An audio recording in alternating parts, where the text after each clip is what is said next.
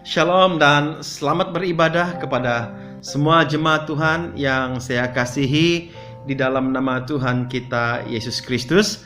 Saya percaya kita semua sekarang sedang beribadah di rumah karena perintah kawalan pergerakan PKP secara khusus di Lat Datu ini telah dikuatkuasakan kembali. Namun saya bersyukur karena kita boleh beribadah bersama-sama. Mari kita berdoa sebelum kita mendengarkan firman Tuhan. Bapa di surga, kami mengucap syukur, kami berterima kasih kepadamu Tuhan, karena kesempatan kami dapat beribadah bersama-sama secara online, sekali lagi di rumah kami masing-masing, bersama-sama dengan keluarga kami.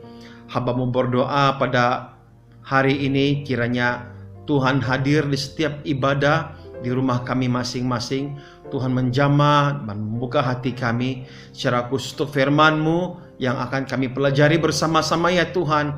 Mari urapi hamba-Mu dan pakailah hamba-Mu Tuhan. Setiap perkataan, setiap baris ayat yang keluar dari bibir lidah hamba-Mu ini, biar itu datang daripada Engkau, dan setiap kami yang mendengar, kami akan diberkati sepenuhnya. Terpujilah Engkau ya Bapa. Terima kasih Tuhan, urapi hamba-Mu sekali lagi dan berkati kami. Dalam nama Yesus kami berdoa dan mengucap syukur. Amin. Jemaat yang saya kasihi, yang ada Alkitab, mari kita lihat bersama-sama firman Tuhan yang saya ambil di dalam Kisah Para Rasul pasal 3 ayat yang ke-12 hingga ayat yang ke-19. Saya baca dan mari kita perhatikan baik-baik. Firman Tuhan berkata seperti ini. Petrus melihat orang banyak itu lalu berkata, "Hai orang Israel, mengapa kamu heran tentang kejadian itu? Dan mengapa kamu menatap kami, seolah-olah kami membuat orang ini berjalan dengan kuasa atau kesalehan kami sendiri? Allah Abraham, Ishak, dan Yakub, Allah nenek moyang kita, telah memuliakan hambanya, yaitu Yesus yang kamu serahkan dan tolak di hadapan Pilatus, walaupun Pilatus berpendapat bahwa ia harus dilepaskan. Tetapi kamu telah menolak yang kudus dan benar, serta menghendaki seorang pembunuh sebagai hadiahmu. Demikianlah ia, pemimpin kepada hidup, telah kamu bunuh, tetapi Allah telah membangkitkan dia dari antara orang mati, dan tentang hal itu kami adalah saksi. Dan karena kepercayaan dalam nama Yesus, maka nama itu telah menguatkan orang yang kamu lihat dan kamu kenal ini, dan kepercayaan itu telah memberi kesembuhan kepada orang ini di depan kamu semua.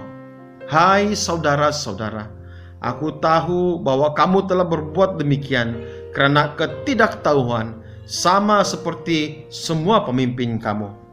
Tetapi dengan jalan demikian, Allah telah menggenapi apa yang telah difirmankannya dahulu dengan perantaran nabi-nabinya, yaitu bahwa Mesias yang diutusnya harus menderita. Karena itu sadarlah dan bertobatlah, supaya dosamu dihapuskan.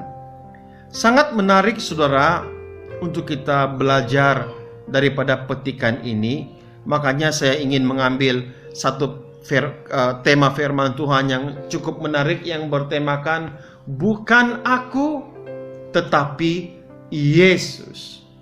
Nah saudara yang saya kasih, jika kita membaca dalam Kisah Para Rasul yang ketiga ayat yang pertama sehingga ayat yang ke-11, kita melihat di sana saudara bagaimana Petrus untuk pertama kalinya, saya percaya, mengadakan mujizat. Dan itu dilakukannya di bait Allah. Orang lumpuh yang sejak lahirnya selalu meminta sedekah di pintu gerbang indah di bait Allah. Dan apabila Petrus dan Yohanes memasuki bait Allah itu, mereka melihat orang lumpuh ini dan mereka menyembuhkannya. Dan orang yang melihat kejadian itu berasa heran, merasa takjub, dan datang mengerumuni mereka di serambi Salomo. Sungguh luar biasa, saudara. Dan satu perkara yang sangat menarik perhatian saya, bila orang ramai itu mulai mengerumuni Petrus dan Yohanes. Petrus dalam ayat yang ke-12 mengajukan dua pertanyaan kepada orang banyak ini. Dia berkata, "Mengapa kamu heran tentang kejadian itu? Mengapa kamu menatap kami seolah-olah kami membuat orang ini berjalan karena kuasa atau kesalehan kami?" Ini yang harus kita lihat, saudara. Pada waktu Petrus melakukan mujizat, dia tahu, dia yakin bahwa mujizat itu sebenarnya datang daripada Tuhan, datang daripada Yesus.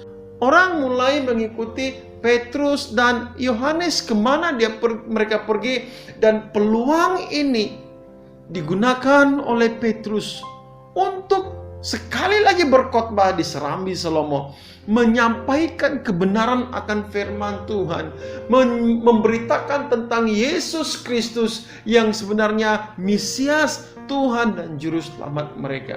Ada dua perkara yang harus kita pelajari melalui penjelasan dan khotbah Petrus di serambi Salomo. Nah, saudara, yang pertama, kita melihat di dalam petikan ini betapa Petrus sungguh-sungguh memiliki sikap yang berani, yang pertama, dan yang kedua, rendah hati. Padahal sebelum-sebelumnya kita melihat, saudara, pada waktu Yesus disalibkan, Petrus telah menyangkal Yesus sebanyak 3 kali. Tapi kita melihat di sini betapa keberanian Petrus, dan ditambah lagi dengan sikap rendah hatinya yang ada pada Petrus ketika orang mulai mengerumuni mereka. Saya yakin, percaya saudara, orang semua berpikir bahwa mujizat itu dilakukan oleh Petrus. Namun Petrus menafikan. Bukan dia yang menyembuhkan. Ini sifat rendah hati yang ada pada Petrus. Mereka merasa mereka tidak layak untuk menerima penghormatan. Bahkan ajaran yang mereka beritakan itu bukanlah ajaran ciptaan mereka sendiri. Mujizat yang mereka dilakukan itu bukan karena sesuatu yang jampi-jampian atau sihir. Namun mereka tahu, mereka percaya bahwa segala sesuatu itu terjadi dimungkinkan hanya oleh kasih dan kuasa Yesus yang bekerja ke atas orang yang lumpuh ini. Petrus mengembalikan segala kemuliaan bagi Yesus. Saudara yang saya kasih, tidak ada alasan untuk Petrus berbangga atas apa yang dia lakukan, atas apa yang dia kerjakan. Karena dia hanyalah hamba, dan dia hanyalah alat, saluran berkat untuk Tuhan bekerja, memakai dirinya. Makanya dia bertanya kepada orang banyak. Dia berkata, "Kenapa kamu heran melihat kejadian itu? Mengapa kamu menatap kami? Seolah-olah kami yang membuat orang ini berjalan." Saudara yang saya kasihi, mari kita ambil pengajaran di sini. Mari kita ambil pelajaran ini sungguh-sungguh. Kita semua yang melayani Tuhan, ingatlah saudara, bahwa kita ini hanyalah alat yang dipakai oleh Tuhan untuk kemuliaan nama Tuhan. Tidak ada alasan untuk kita berbangga. Tidak ada alasan untuk kita mencari pujian untuk diri kita sendiri. Kalau kita lihat, Paulus berkata kepada jemaat di Roma dalam Roma pasal 3 ayat yang ke-27.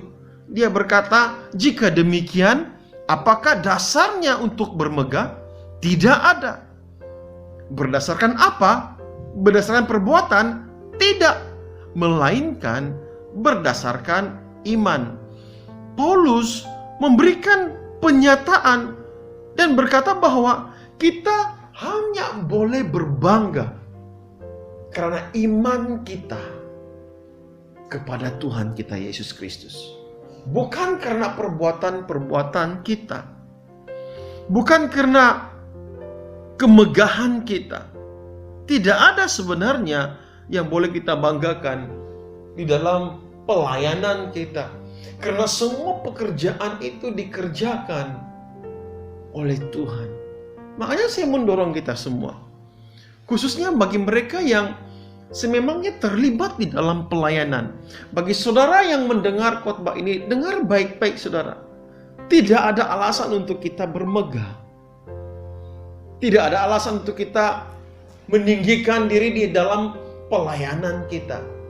Nah justru saudara, apabila tidak ada alasan untuk kita bermegah, mari kita bermegah dengan iman kita. Hanya karena iman kita percaya sungguh-sungguh kepada Yesus. Kita melayani karena kita mengasihi Tuhan. Kita melakukan segala pelayanan kita karena kita mau nama Tuhan itu dipermuliakan. Justru saudara, saya mendorong untuk semua yang terlibat di dalam pelayanan. Janganlah kamu melayani kalau hanya nama kamu itu tercatat dalam jadwal pelayanan mingguan. Kalau nama kamu tidak tercatat di dalam pelayanan mingguan, justru kamu tidak mau datang ke gereja. Saya rasa saudara, ada satu sikap di sini yang sikap tidak memiliki rendah hati. Karena dia hanya mau kelihatan di hadapan. Karena jika orang yang sungguh-sungguh ingin melayani Tuhan, sama ada namanya tercatat di dalam jadwal pelayanan atau namanya tidak tercatat di dalam jadwal pelayanan, saya yakin percaya bahwa dia harus bermegah karena iman percayanya kepada Tuhan. Dan dia harus bermegah karena Tuhan telah menyelamatkan dia. Inilah yang harus kita megahkan. Petrus mengembalikan segala kemuliaan bagi Tuhan atas segala pekerjaan yang dia lakukan. Kalau kita lihat saudara, sepintas lalu di dalam pembacaan kita, ternyata saudara sungguh-sungguh apa yang telah dilakukan oleh Petrus ini jauh sungguh luar biasa. Melalui Yesus, dia telah menyembuhkan orang yang lumpuh sejak lahirnya. Namun apabila semua orang mulai menatap mereka, dan saya percaya mulai memuji, mulai meninggi-ninggikan, dan mulai bertanya-tanya kuasa apakah yang mereka miliki, Petrus menyampaikan khotbah dan dia berkata, Tuhanlah yang mengerjakan semuanya. Saudara yang saya kasihi, saya mendorong, mari kita miliki sikap rendah hati di hadapan Tuhan dan mengembalikan segala kemuliaan itu hanya pada Yesus. Namun yang kedua yang cukup menarik perhatian saya saudara, ketika orang banyak itu mulai menghampiri dan mengikuti Petrus dan Yohanes, Petrus mulai memperkenalkan, menyatakan, memberitahu bahwa segala pekerjaan itu dilakukan oleh Yesus. Yesus yang bekerja karena kasih Yesus kepada orang lumpuh ini. Namun saudara, siapa Yesus di mata orang Yahudi dan orang Israel dalam petikan ini saudara? Siapa Yesus di mata orang-orang Israel yang melihat mujizat yang dilakukan oleh Petrus pada waktu itu? Siapakah Yesus dalam pandangan mereka? Jelas saudara, di dalam khotbah Petrus dalam ayat yang ke-13, Yesus itu dalam pandangan mereka merupakan pribadi yang telah mereka serahkan. Bahkan pribadi yang mereka telah tolak di hadapan Pilatus. Kalau kita melihat di dalam ayat yang ke-13 dan ayat yang ke-14, saudara, Petrus 2 kali menyebut perkataan menolak. Petrus sangat yakin siapa Yesus di mata orang Yahudi, orang Israel pada waktu itu yang mengikuti mereka. Saya bacakan firman Tuhan berkata, Allah Abraham, Ishak dan Yakub, Allah nenek moyang kita telah memuliakan hambanya, yaitu Yesus yang kamu serahkan dan tolak di hadapan Pilatus.